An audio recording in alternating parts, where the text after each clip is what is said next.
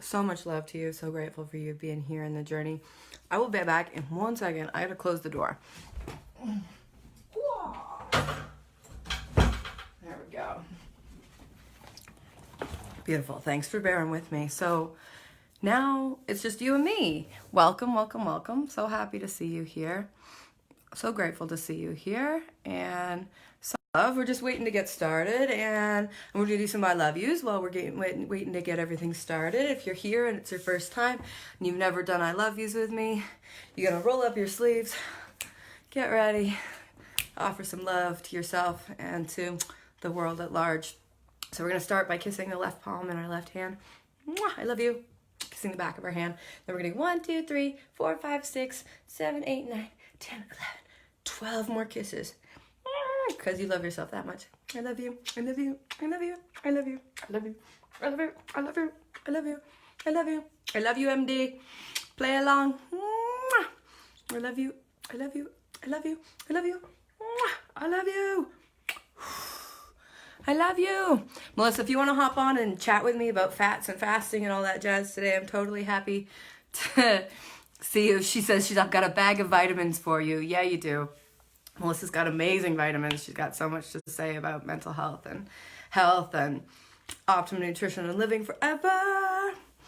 So yeah, if you guys are just joining us, today we're going to talk about fasting, fats, fanaticism, mental health, and we're going to talk about some of the top vitamins and substances that you can add to your, Juniper, I love you too. Hi, Kim. Some of the best things that you can add into your diet if you are currently experiencing challenges with your mental health or your digestion or your concentration or your focus. Probably actually not so much digestion today, but definitely mental health, focus, clarity, remembering things. All of these things can be really clearly linked to deficiencies in different nutrients.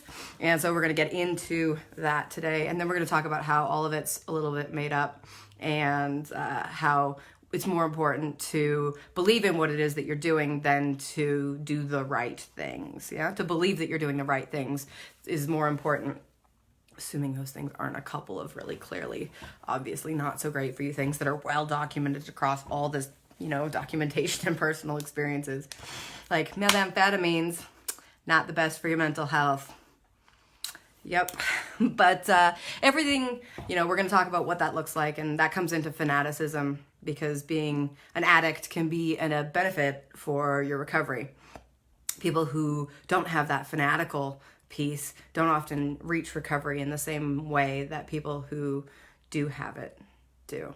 So we're going to get started, and thank you guys so much for being here. And so let's dive right into fasting. Thank you. I love you guys. I love all the hearts. The more hearts and shares and comments that you guys put on this video, the more people it reaches, and I super appreciate your guys' support in doing that. Why doesn't everybody just pop in and say, where are you at right now? Are you at your house? Are you out in public? Are you on your phone? Where are you guys at right now? Or where are you at feeling wise? I'm feeling pretty good and a little silly. So that's where I'm at. Let's start talking about fasting. So fasting is wonderful. Fasting probably saved my life among a couple of other things that we're going to talk about today. And fasting is something that is so natural to humans, so natural to life, to the experience. We all fast every day. That's why it's called break fast, because we stop the fasting that happens overnight. Intermittent fasting has become a really big fad. If you're curious about how to really get easily started into that, any search for intermittent fasting will lead you to many, many people. I know it's 11:11. That's why I'm broadcasting. Thank you, love. I'm on time, if not early. Yeah. You're next. Yeah. Oh, awesome. Melissa's at a super great place in life. How's everybody else doing? Feel free to chime in if you're live or if you're on the replay. I love you guys so much. So we all intermittent fast every day. When we have our sleeping time. Now, if you're not sleeping and you're an insomniac and you're eating during the night, that's different. Maybe you're not doing any fasting. That's probably causing some more troubles in that. And there's a whole other wacka conversation that maybe I'll make a note. We should do one on insomnia because Lord knows I've done that one.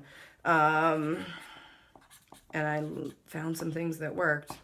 So I'll make a note. We're going to do one on insomnia in the next couple weeks.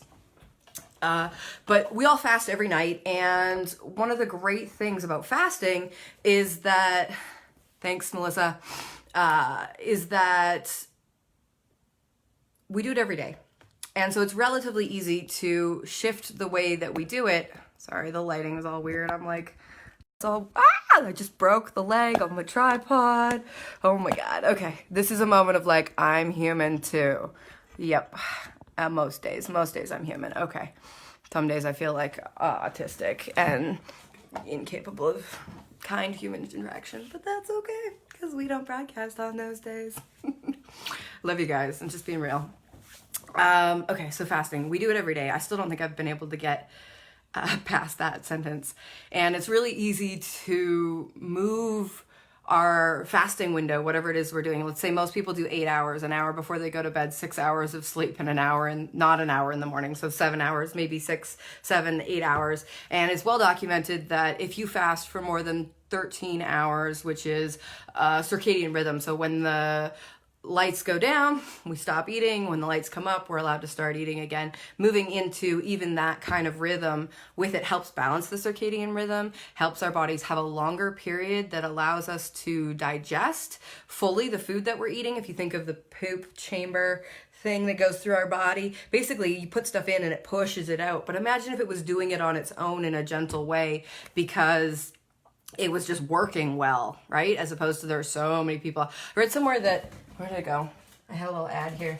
It was like 20 million Canadians suffer daily from heartburn, acid reflux, GERD, celiac, lactose intolerance, ulcers, gallstones, bloating, flatulence, indigestion, constipation, diarrhea, IBS, Crohn's, or hemorrhoids.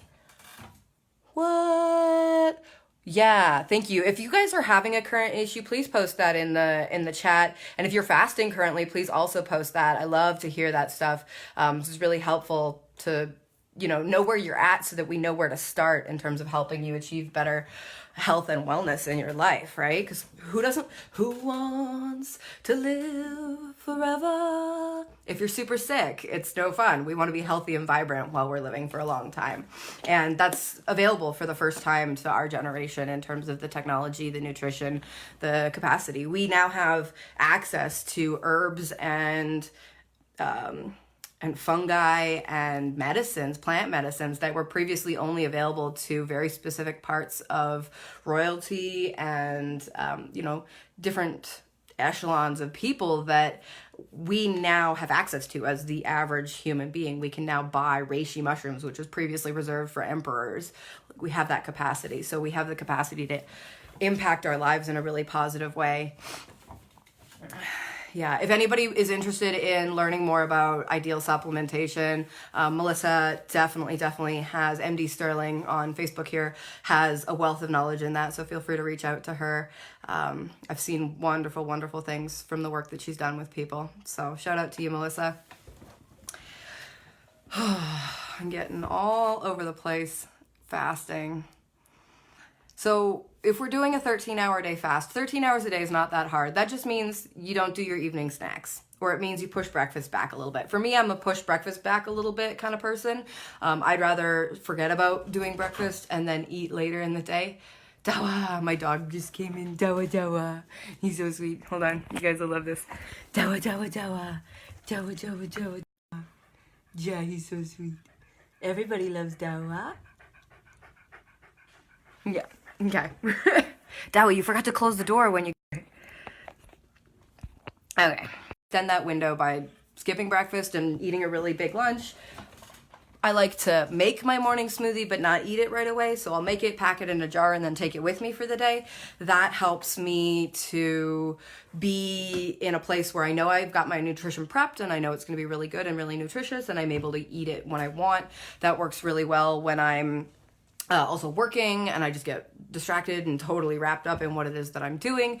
Sometimes, 3 to 4 hours and I forget to eat. So then it's really helpful to be able to just grab a high nutrition smoothie and drink that. And it's a really easy way to push breakfast back. Now, the benefits that you get from this, I don't have all of them memorized. There's a ton on the internet. Thomas DeLauer is one of the guys who's really good at doing the science and the logistics of why exactly fasting is good for you. I just listen to his stuff, go, oh yeah, that makes sense, and go with it. And that brings into this piece of not fanaticism, but like trust. So somewhere along the line, I think it was in this book, the NLP book. If anybody's read this, please let me know. Or if you've got another recommendation for something that's better. I love learning about NLP. It's super fascinating for me. In this book, they talked about how the most important part about the relationship with a healing practitioner is trust. So the relationship between the practitioner and the person who's receiving the healing per se, so the doctor and the patient, the coach and the coachee, the consultant and the company, the healer and the wounded, these pieces, these archetypes and these archetypal relationships, it's the quality of the relationship between the two people that creates the trust, which is why it's nicer to have a family doctor than it is to go to a walk-in clinic, because you know that that person is invested in your health, which is why it's nicer to work with somebody that you trust as a healer rather than go see her and him, somebody else to hold that container of your health with you. And it's why I'm so excited about the idea of doing healing councils, where we've actually got a whole group of people that are offering that for an individual in a really leveraged way, which is something that I'll talk about later through what I've been creating with Neo. But the fascinating part is that when we know that that's the thing, when we know that that's the relationship, as the healee, as the wounded, as the patient, when we know that it's the quality of the relationship, we can look specifically for that quality of the relationship. Who is it that I trust to be in that space for me?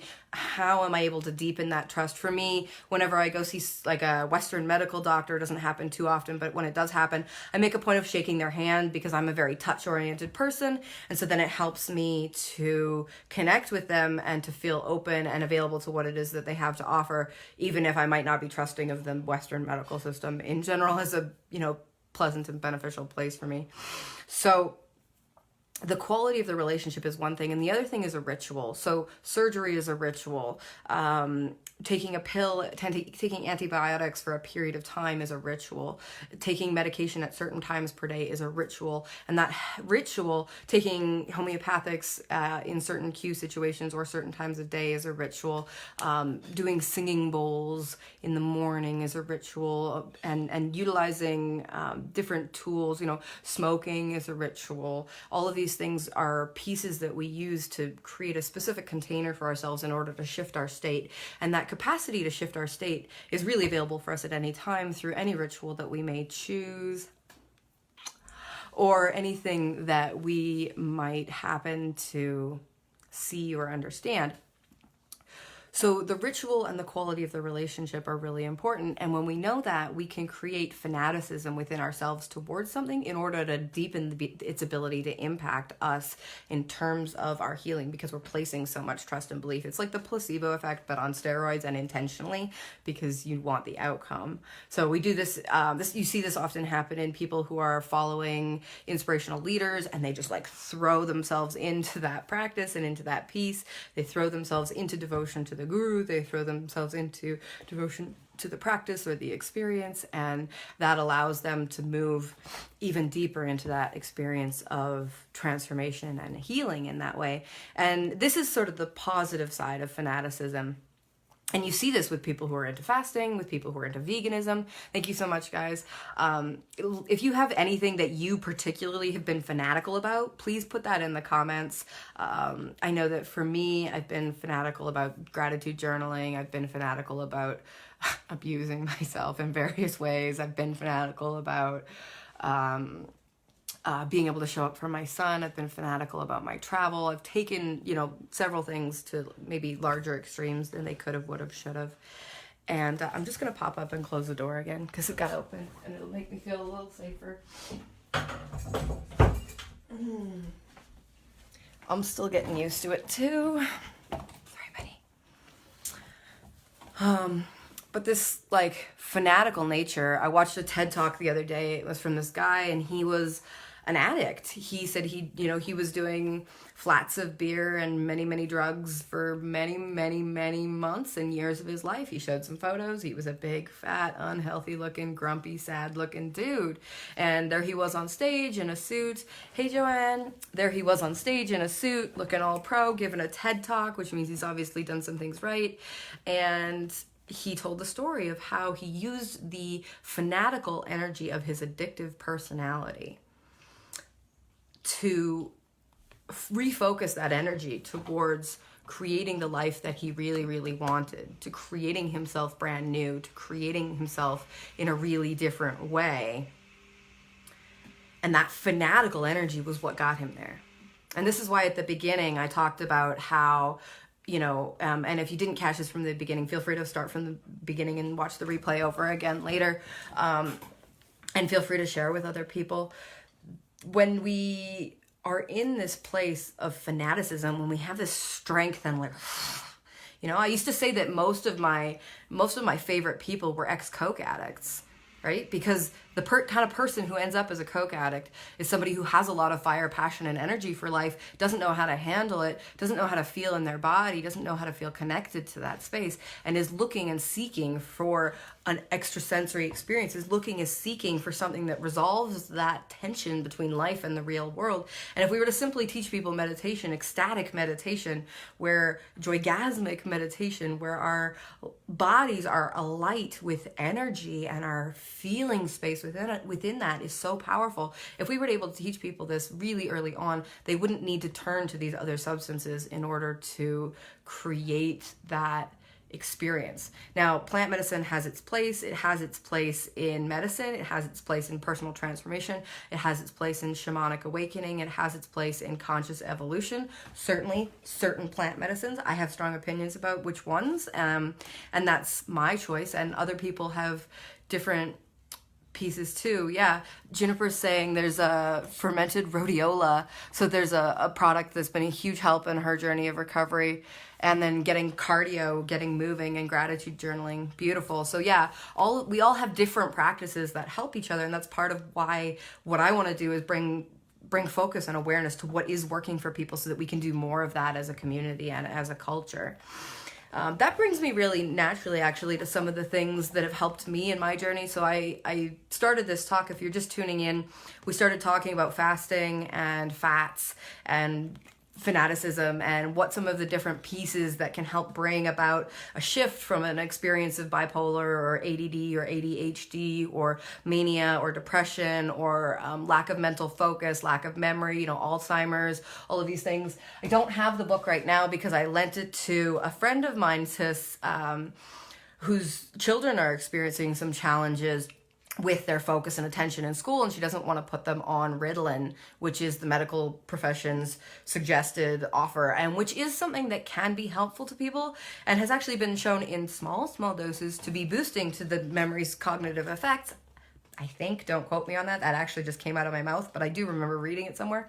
Anyway, but this next piece is like the things that have worked and the things that I learned from Dr. Holford and the Optimal Nutrition for the Mind book was this piece of lecithins, omegas, and he doesn't specifically talk about CBDs, but I can't get on here and not talk about CBDs because they are the wonderful and another huge piece of the solution, especially for children, especially for people who have been experiencing anxiety and depression for sure.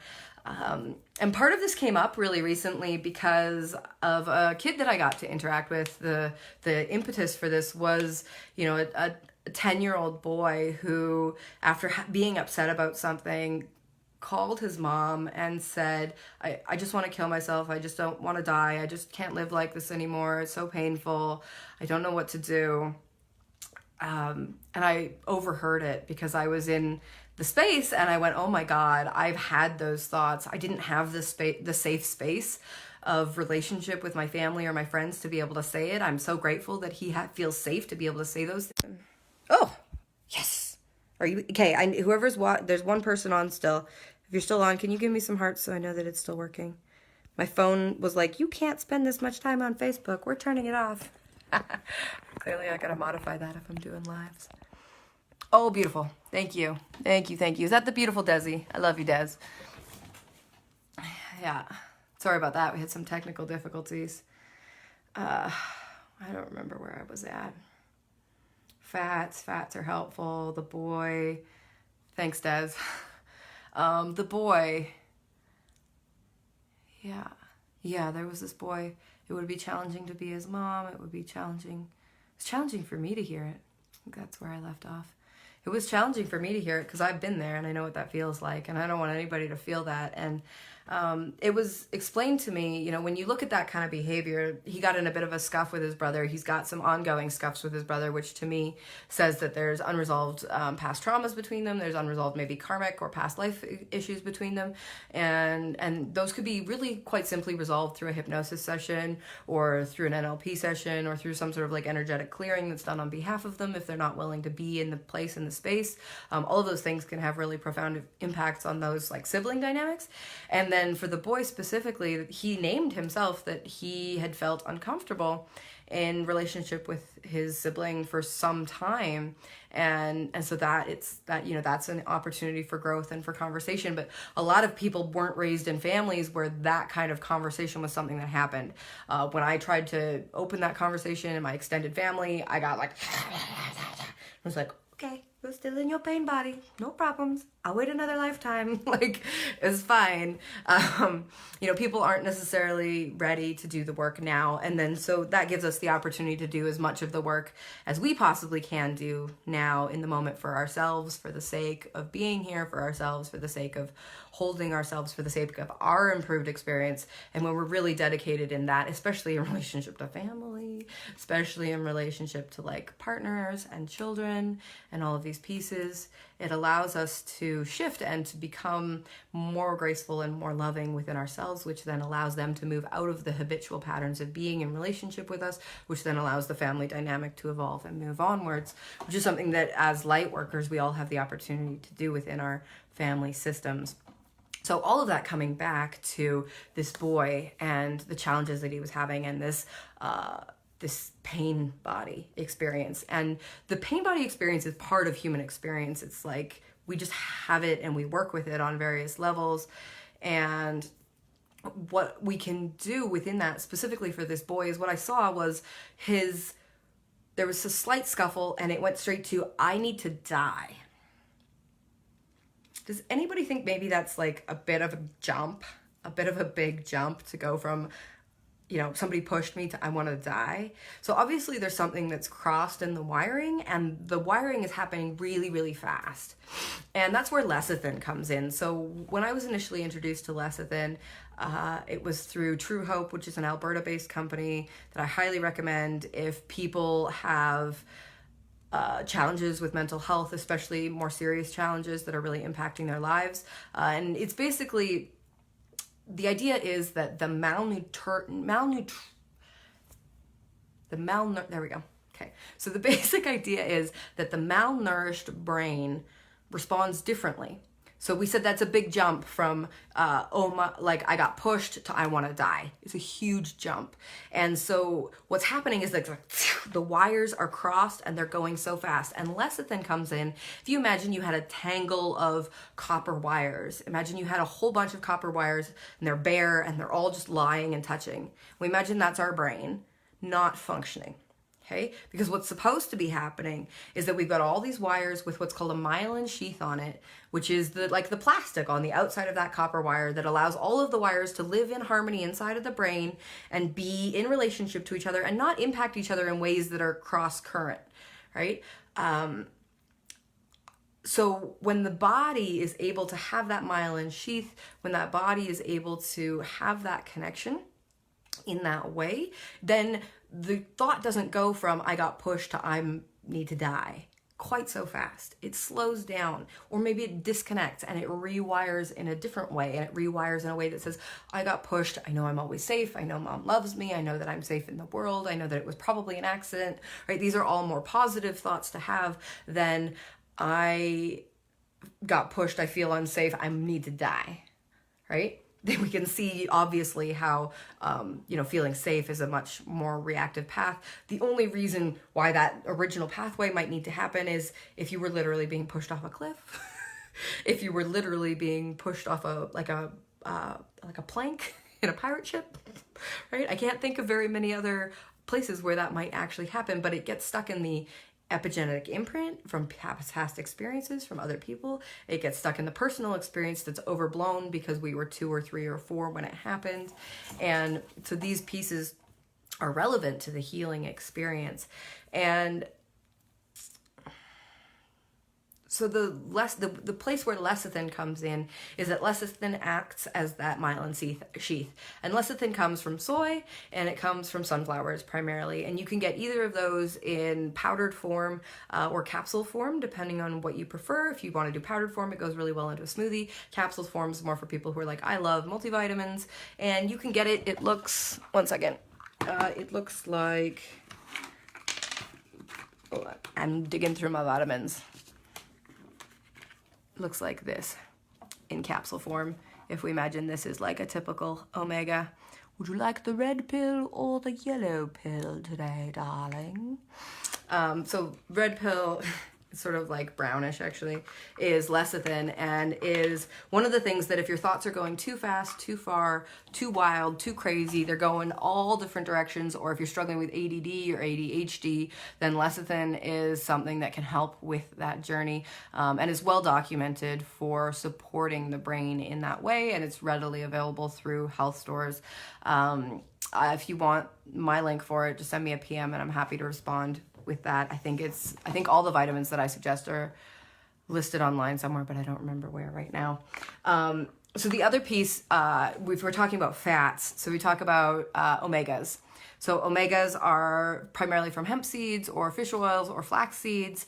And I recommend hemp seeds because, hemp saves the world. And these are fish because I haven't looked hard enough to find a high quality hemp-based supplement type, which is what I was preferring taking at the time when I started my vitamin regimen. So omegas, specifically the relationship between EPA and DHA, specifically, I don't remember which one's supposed to be higher, but if you look online, definitely documented, one of them is meant to be higher, and if they're an equal ratio or even a reversed ratio, they can actually be damaging to the experience of the brain. And this is huge for anybody who's got fast food or fried food like associations. This will really help with that because the fried food, the highly saturated fried oil fats go into either the DHA or the EPA. They go into the omega slots in the brain. They're supposed to merge up, and the trans fats like merge in there and bond in there and cause the addictive piece because it's like it doesn't quite fill what it's actually looking for, and so then you try having more and more and more to actually make it fill and actually make it work, and it doesn't work. So when we add a high quality omega, hi Twyla, nice to see you here. Thanks for everybody who's here and watching. So we're just talking about vitamins that are helpful for mental health. And specifically the omegas are helpful for memory loss, for Alzheimer's, for skipping words, brain fog, anything sort of within that brain forgetful realm. If people are experiencing that, if kids are experiencing stuff like that, you can also get it in like a liquid tasty form from various different companies. Just again, make sure that the ratio is, let me see, can I reach? Oh yeah, vitamins. I always got my vitamins like right here. They're always super available. Okay, so we've got EPA and DHA, and we want en français, no, English, please. So we want more of the EPA than the DHA on the thing. And I've been using these ones. This is Natural Factors. In general, they've got pretty good quality on what they put into their vitamins, and it's a focus of the company. The packaging is pretty plain, pretty like meh. But from what I understand, it's a good company. And then also Melissa has a line of vitamins that provides a lot of the things that we're looking for as well, that are in a bit of a different format than those ones. Anyway, the omegas are really helpful for that brain piece. And then I have to touch on CBD because I love CBD. CBD is like, it's like chicken soup. It's like the thing that always works and always helps. And don't quote me on that. It's not legal advice. It's not medical advice, whatever. I just have to say that because I'm not a doctor and otherwise people get mad at me. But I know in my life it's been massively helpful. I know that when I tripled my dose, my anxiety disappeared. And I was like, I have not been taking enough of this. I know that after that, I was able to reduce my dose back to what I was doing before, and it hasn't returned. And I know that the human species has had a symbiotic relationship with the cannabis plant for many, many years. This is obvious based on the fact that all mammals on the planet have an endocannabinoid system, and all mammals on the planet benefit from experience and connection with the endocannabinoid system being fully saturated by CBDs, which are readily available from the plant in a beautiful form. I can do a whole blah blah blurb on CBDs. Hi Carolyn, welcome. For a different day, but the short version is that we have a cellular system. The CBD, the endocannabinoid system, runs through our body. We've got CB1 and CB2 receptors. One of them runs through the organs. The other one runs through all of the other cells in the body. It's basically connected to our fight or flight, parasympathetic, sympathetic nervous system, which is the thing that regulates us from being in stress and freaked out to like, oh, life's pretty good. I can chill and like have a bevy on the patio, right? One of those are obviously, everything, there's very different feelings. And when we are able to switch between those powerfully, that's helpful. When we have substances that are able to switch us between those states without inducing a psychoactive experience, which is what people often experience with THC marijuana, when we're dealing with CBDs, we don't have the psychoactive effect because the THC, which is the psychoactive part of the marijuana plant. Oh my God, here I am educating again. Great. When the THCs are there, we get the psychoactive effect. When they're not there, we just have the calming effect in the body of the CBDs and the various terpenes. Terpene is a fancy word for essential oils. In case anybody was wondering, pinene, myrcene, limonene. I think just remembered some of those off the top of my head. That's great. All of these different pieces are easily found within the lemon, pine, and I'm not sure where myrcene comes from. But, there's other ways of accessing those terpenes as well, those essential oils as well, and have been used as medicine for many, many, many, many, many, many generations, many more generations than our current Western medical, technical, crazy fuck up thing that's happening. That has its upsides, of course, but also its challenges. So the CBD allows the body to come into a place of homeostasis. It basically acts as an adaptogen, like a reishi, like a chaga, like a ginger, like a ginseng, and helps like astragalus and shatavari. They all act to harmonize and bring the nervous system into a place of balance. And it doesn't matter whether you're too strung up or too tired, it brings it into a place of like balance and wholeness. And that's the beautiful thing about the adding in of CBD and helping balance that endocannabinoid system. Now, all of this brings us back to fasting because a lot of people have a hard time with adding things into their regimen. A lot of time people have a hard time, even harder time taking things out of their regimen of whatever it is that they're putting them into their body. And I always recommend with people adding in good things, and then when the body starts to feel better, cutting out the things that are no longer fitting with what it is that you're doing. So if you're experiencing, anxiety and currently you're ice cream binge eating to deal with it, try adding in some omegas and some CBD and some lecithins into your body, and you're going to notice that your anxious thoughts become quieter and less and that your mental focus is there, and you're able to have more control over the brain.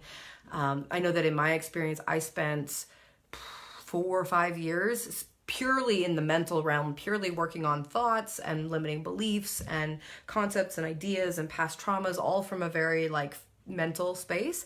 And it wasn't until I started realizing that, the physiology, that nutritional deficiency, over toxicity in the body, eating allergen foods. So for me, that was wheat and dairy, and had a massive impact on cutting those out. And then making sure that the body was properly nourished, that all of those things had a massive impact on my stability and my homeostasis within my body.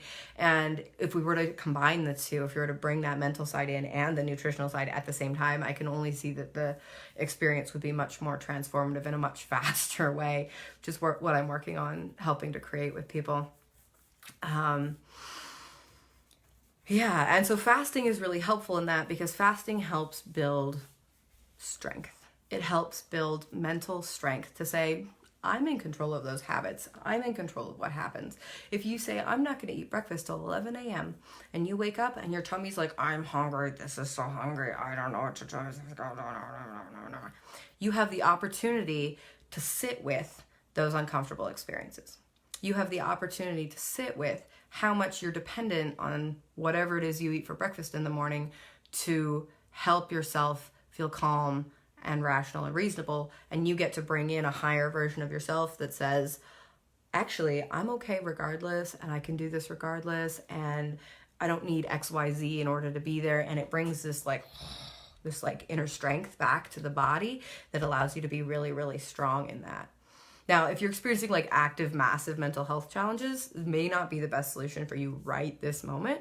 But if you're in a place of realizing that your body's a little out of whack, that your poop's not on the way it should be, or that you're binge eating, or that you're eating too many things too fast, starting with an intermittent fasting regime of some sort is super helpful for the body. Hey, Kayla.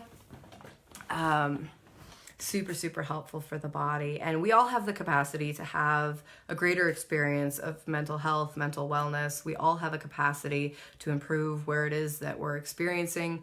I know for a long time for myself, it was just a journey to get out of the pit. That was what I was hoping for. I was like, please get me out of here. Hey, Juniper, welcome back. I just needed to get out of where I was, which was a place of constantly having self-deprecating, self-loathing type thoughts, self-harming thoughts. Alyssa, really glad to see you here. Yeah, I'm glad you're on the same page. All these things are super helpful. And, you know, as mamas of little boys, we want to make sure that those little boys grow up with the best things that they can have to be men of this new earth, men of this new world where they feel safe, they know they don't have to go off to war, and they get to really explore what it is to be uniquely expressed men in the world, holding space for all the boys and all the men in that. I get totally sidetracked. Good. I love it. We all have the choice for better mental health, right? So from I need to survive to that wonderful energy of everybody getting to be in their passions and moving forward. It's really wonderful. Yeah. Desi says, I used to binge eat and needed food as mentally and physically. Yeah, for sure. And if you're just tuning in, like the whole thing was really great talking about fasting and fats and fanaticism and mental health. And but what Desi said there is like super indicative. So if we can just change a couple of hours of our day and shift our focus away from eating, what that does when we have more than 12 hours of food input time, what that allows the body to do is really fully digest everything that's in there. So instead of, if you imagine, it's like rushing, if we're rushing towards something and we're just trying to get there, we're not actually experiencing the journey, we're not actually in it. And it's kind of like what a lot of people do with food. It's just like, and then it goes down and it's digesting, and then we push it through, and you know, and the body doesn't really have time to do what it did. It's been really well documented that amount of time is 12 to 13 to 14 hours of input time. And the cool thing about doing an intermittent fasting is it often means that you actually get to eat more during the day than you would normally, and you get to feel less guilty about it because you know that your body's being given a proper amount of time and your body is physiologically being given enough time to eat and eat good things. And it also helps the body understand, oh yeah, I'm getting what I need every day, and there's a rhythm and there's a rhyme to it, which helps increase the experience of being in that parasympathetic and calm. Wow. That has been really good. I feel like talked on all the things I wanted to talk about. I feel super grateful to have been here with you guys and to be sharing today. And there's this one piece about fasting and unity. Since this week for me is the theme of this week has been unity, has been what brings us closer to that experience of transcendent. Oh, thanks, Juniper. You're welcome. The experience of fasting has really brought that to me. I've done some longer fasts. I've done the Master Fast system, and now I'm experimenting with gaps and some of that fat-based fasting because I find my body loves the fats. And in case you're just randomly watching this, anybody who's got an experience with the diagnosis of bipolar or the experience of bipolar, check out ketogenic diets, check out fat-based, high-fat, low-sugar diets. I know for myself, it's been radically helpful when I cut honey. I was like, oh, honey's a good source of sugar. I was like, yeah, but not if you're eating like 8 tablespoons a day of it, Elena, right? And I just didn't have the desire or the will to hold myself to a higher standard. And again, that addict mind is much easier to be like, none at all, right? Just cut it out. And then what happens is like, not in that addictive cycle, the body recalibrates for what sweet is, and I'm able to function a lot better. So I'm happy with that.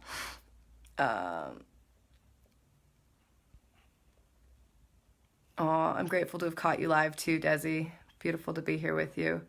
And Alyssa says, I have need to really dive deep into my spiritual practices to make it through the first few weeks. What practices are you using to make it through the first few weeks of fasting or making a change? The first few weeks of what? I'm not quite sure. I'm going to guess that you're talking about fasting. So I've never done anything beyond a 21-day fast. That was enough for me. And I know that I need to do some more work on practicing coming off of fasts before I'm able to do a long fast like that because, fasting. Great. Thanks. They say that coming off a fast takes the skill of a master. And I always take that as a bit of a challenge to be up in it. And I think it's because of that all or nothing mentality. So when it's like no food, you're just like, no food, juice, water, juice, water, juice, water, juice, tea, whatever it is, like whatever that mindset is, you've eliminated all of those things. And it's really powerful because it creates this mindset of clarity of like, okay, like only these things. And that helps understand that you can do that, which makes it easier to say, okay, I'm no longer doing refined sugar, conventional refined sugar, candy bars, goodbye, never again, right? It makes it easier to say goodbye, whatever it is, and say no, thank you. And if I really want that kind of closure and that kind of relationship with a food experience, I'll do NLP techniques. So I'll do the new behavior generator, which is basically what were you doing before that you don't want to do anymore? What would you rather be doing instead? Let's step into it for a moment. Let's depersonify it and watch it. Let's watch a new empowering behavior, and then let's create some positive reframes, some moments in the future where you might have done that thing and bring it back and say, okay, we're now going to be in that experience. What does it feel like to have transformed that? So utilizing that pattern to really close those food patterns, or really close any pattern within the life, really. And then specifically with food, there's also a reprogramming where you can take something like sugar and you can compare it. So you say like, sugar, what are my current mappings within my mind of sugar? Oh, it's sweet, I like it, it's something I go to for comfort, it's something, whatever those things are. For you, we would map those, and then we would map something that was really disgusting. So for me, I did shark fin soup, which for me is like one of the most, it's like morally horrific, like such a waste of animal, like use of animal. It's like sharks are predators and I shouldn't eat them anyways. And it's just like gross texturally. Like for me, it was like the most disgusting thing I could think of. So then we take like, it's like, ugh, right? We take this and we take this and we like, okay, we'll put it over on sugar, and then sugar becomes just equally disgusting to the subconscious mind. And it's really simple and fast to shift that relationship with that food, with that experience, once that reprogramming has happened and we are now looking at that substance from a really different place. That's how I quit doing wheat and dairy also, is like repatterning that powerful association. Alyssa had asked, yeah, and Alyssa, you'd asked like you need to dive really deep into your spiritual practices to make it for this through the first few weeks. Yeah, I would also say with fasting specifically, if you're doing a longer fast, it's super important to address how are you. Yeah, Alyssa, I'm happy to chat with you at some point about that or run you through one. You've gifted my life so much with your music. I offer that and gift that to you. Just send me a message if that's something you want to do.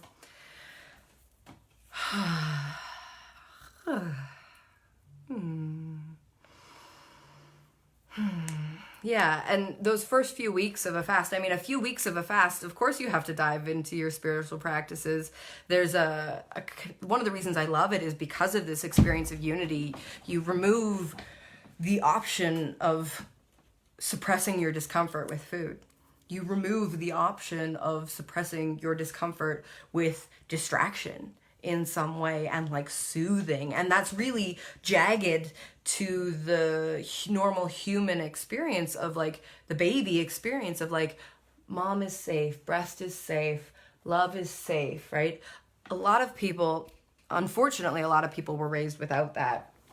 And I think it's a little horrific that a lot of people were raised without that. But when we can take fasting and turn that compulsion to seek outside of ourselves for a resolution, for a solution, for comfort, for connection, when we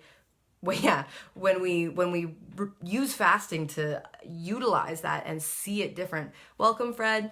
We see it differently because we're no longer doing it. And when we don't do it for even a week, it's like, holy shit, like I don't actually need food. Like I can survive for a week without food.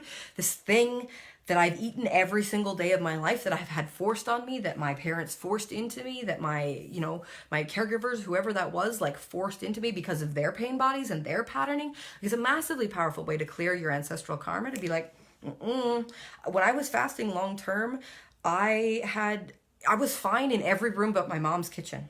In my mom's kitchen, I was crawling inside of my skin with how uncomfortable it was to not be eating. And even to this day, I still have a hard time eating as cleanly as I like to within that kitchen because there's still work to be done, right? Those epigenetic imprints are so strong. And so when we can utilize fasting to be in that, that's really helpful. And there's also something we can do in terms of the physiology to be able to help that, which is making sure that you're utilizing detox processes while you're doing your fasting. So if you're doing a pure water fast, what's basically happening is that your body is recognizing there's no food. So it's taking whatever's still in your, esophagus, stomach, digestive tract from the last time you ate, and it's basically having a lot of time with no new information to push that through. And that's why intermittent fasting over 13 hours is really beneficial for the body, because it gives it that time. When we do it on a larger scale, anything over 24 to 48 hours, I've heard as a range, the body starts going into autophagy, which is basically an experience. I love autophagy. If you understand only 20% of what fasting can be, autophagy is it, which is basically that the body starts culling any cells that are not at 100% functioning, because it's like, shit, we've got no food. We don't know how long there's going to be no food for. Anything that's dead weight, out of the ship, out, we want it out. And basically it starts culling and slewing. And this is why intermittent fasting is really good. I'm not a doctor, blah, blah, blah, all that disclaimer stuff. This is why intermittent fasting is really good for people who are dealing with cancer, people are dealing with chronic degenerative diseases, for people who are dealing with really, really challenging health situations, because if we're still eating toxic foods, we are not helping the body in that healing process. And anybody who remembers being sick as a kid or has been sick as an adult, when you got the flu, you don't want to eat. You just want to, maybe you want to drink some chicken broth, which is probably one of the best things you could eat for your gut lining while you're sick and have the flu. And don't get me wrong, I have my own thoughts about vegetarianism and veganism, and we can have that whole conversation on another day. But there's something so soothing about liquids, and liquids only when you're sick. And that's because it's the body's natural response. It's I need to go into healing mode, so I'm going to stop requesting more food because I don't really need it. I'm mostly doing it for social and distraction reasons, most people. And then we're able to move into a place of healing. So when we pass that 24 to 36 hour mark, the body flips over into autophagy. Basically, all of the dead cells are being slewed out. And the things that happen when that happens is that those cells go into the digestive tract, and they go into the liver and the kidneys and all of those organs, and they move their way out. So on a physiological level, and thanks for bearing with me on this, on a physiological level, we want to make sure that we're using herbs and tinctures that support the organs. So a kidney tea, that's like juniper and juniper and those little red berries and lavender, and there's like a half dozen any good kidney tea from any holistic or alternative tea provider will super duper help. So we want to make sure that we're flushing the kidneys and the liver, because those are the detox organs. And basically, once the body stops addressing the food, it's like, oh, cool, there's no more food left to digest. Great. Then it starts addressing any toxins, any fat deposits. Some people have like bumps in their skin that are, or in their body that are like fat deposits, buildups. That's basically the body taking fat and bonding it to toxins and then storing it in the body to keep the body safe from any of the other experiences. And so it starts working on those and it starts pulling those toxins out. And they go into the digestive system to be eliminated, which is the natural process. So when we're fasting, sometimes we're not pooping because there's nothing to push it through. So if you're not utilizing enemas while you're fasting over 3 days, like if you haven't pooped in 3 days, straight up across the board, like I don't care if you're fasting or not, straight up, if you haven't pooped in 3 days, do an enema. And if you do enemas properly, it will change your life, because what's happening when you got constipation is that the toxic food that you've eaten that's caused your digestive system to slow down so much is literally sitting right in that last piece of the digestive system, full with all of the toxins and all of the nasty pieces of your body that it wants to get out, and they're just sitting there and they're basically rotting inside of your body while you're like, oh, I wish I could poop.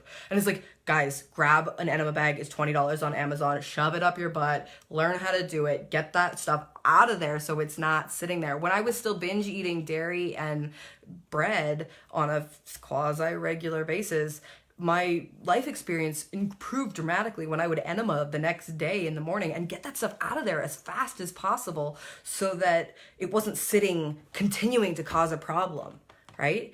It's like, if we put it in and we want it out, if we don't want it in there, first of all, don't put it in there in the first place. But sometimes we don't have the self-control to do that. I know, I've done it. So then we just like move things around and move things out. So enemas super helpful, and also adding something that's going to pull the toxins actively out of your body. So my understanding, don't quote me on this, do your own research, is that bentonite, charcoal, and psyllium is a really great combination to put through. The bentonite and charcoal help actively strip toxins from the body, from the bloodstream, and they actively help hold and bond to those toxins.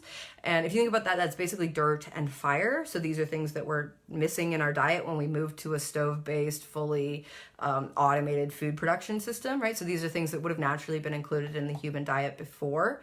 And then the last one is psyllium, which is basically a bulking agent to help you have something to hold it all together, to pull it through, right? And there's a whole piece around the master fast system and how that can be really beneficial. What I'm going to be doing in the next couple of weeks is see if anybody's been doing work with that particular combo and a fats-based, because I find that the sugar-based doesn't appreciate my teeth and doesn't appreciate the bipolar bacterial balance in my body. And I do well on it, but my body doesn't necessarily feel like it's what it wants. What it wants is fats. And so I'm going to see if there's some research on that, do some reading, and then experiment on myself, because that's what leading edge thinkers do. They experiment on themselves. Anyway, Juniper asked about cellulite. So I'm not sure. I haven't done specific reading around cellulite, and I will make a note to look into that. Cellulite and fasting. But I do know that so when the body is in a fasted state, apparently it's stored anger. Interesting. Well, I mean, so that's interesting, and I'm just going to wrap my head around that a little bit. So if you're just tuning in, we're talking about fasting and fats and fanaticism, and right now we're sort of talking about some of the specific questions that people have. So what about cellulite in terms of fasting, in terms of fasting's ability to remove symptomatic experiences from the body? Apparently it's stored anger. So just giving you a heads up, if you do explore fasting, you are going to have to face your emotions. When you don't have food to stuff to make them go away, you have to face them. So what is it that you need to do to express and release that stored anger? Maybe you could book yourself some time at a rage room and just like beat the shit out of an old laptop computer, or like bash some, like, you know, at a rage room, you could just like destroy whatever it is that you want to do. If that's, you know, if you've resonated with the, apparently it's stored anger, obviously there's some anger that needs to be moved through, unless you're like, oh no, that doesn't impact me when I feel it, then you know, you're clear from that experience. But if it does resonate, it's like, oh, maybe we want to work on that. Hi, Katerina. Hi, Alan. And so the cellulite, in terms of fasting, we have when we're fasting, the body turns to the body's existing fat stores as a source of fuel. So again, we're reprogramming the body to function on fat instead of sugar. And we have this ability, and it begins to pull those fats from all the pieces. So then the longer of a fast, or the more regularly you're doing intermittent fasting, the more your body's going to pull those fat stores and pull them out. And the autophagy, again, is going to basically reprogram and start that like human growth hormone experience. I don't know if that's actual science or not, just came out of my mouth. And it's going to start that experience of creating a new body for you, because there's a lot of people out there who have said that the body actually renews itself every 3 to 7 days. We're made of absolutely new cells. So the things that hold us together in our existing form, the way that we understand ourselves, are our belief systems, our habitual patterns, and how those habitual patterns and beliefs impact our experience of daily life. So if we're doing things that cause anger in our daily lives, if we're accepting angry people, angry experiences, things that we hate, that we do anyway every day, that we like drive us nuts, if we're doing those things, then of course we're building more anger in our body. And of course, if that's related specifically to cellulite in this way, as you feel, which in some ways it is, because the body's bonding cortisol to fat molecules and placing it in your body, then we have we can transform that by doing a process like fasting that's going to clear out those emotions, because we're setting aside time and space to feel them. And also that allows us to transform our experience on a physiological level and shift that. And I can't speak enough about how important it is to address all of those levels, to address the physical and the spiritual and the energetic and the psychological and the physiological, all of those areas, and the psychological, all of those areas when we're doing healing work. Because if we ignore one of them, that the pain will stay anchored in that one, right? My mindset cleared so much, but I was still doing behaviors to my body that were harming. In fact, so much that I actually started smoking for a year, because it reflected the self-loathing that was still within my body. It reflected the experience of self-hatred and like desire to die that was still hanging on within my body. And when I cleared that desire to die, when I realized, it's actually a really crazy, fucked up, wonderful moment. I was sitting on the front porch at OCIC and I was having a rough day, and I was just like, fuck life, like just fuck it. And I was literally sitting there being like, maybe I should give that suicidal voice some power. You know, before that I'd always been like, shut up, you don't belong here. I have a kid, I need to be responsible. But in that moment it was like, maybe what if, you know, like I was really pondering it as a possibility. And this beautiful, infinite, wise self within me was like, Elena, you do that, you just have to come back again. And you come back again without the wisdom. You got to go through that whole baby phase, that whole child phase. You got to go through all of that before you can start being yourself the way you are. You got to do the whole thing again. Do you really want to do that? Do you really want to do that? And I burst out laughing. I just burst out laughing, and I was like, fuck no. I don't want to go through all that again. Not in my lifetime, not in somebody else's lifetime. Like, I would just rather choose to not engage with that energy ever again, because it's that energy of, is this a possibility? Is death a possibility? That has been so crippling to my own capacity to move forward in life over the years, versus, this experience of, I choose this life. I choose to be of impact in this life. I choose to be strong in this life. I choose to offer what it is that I know in a way that is of service to others. I choose to stand in my truest light and brilliance and power.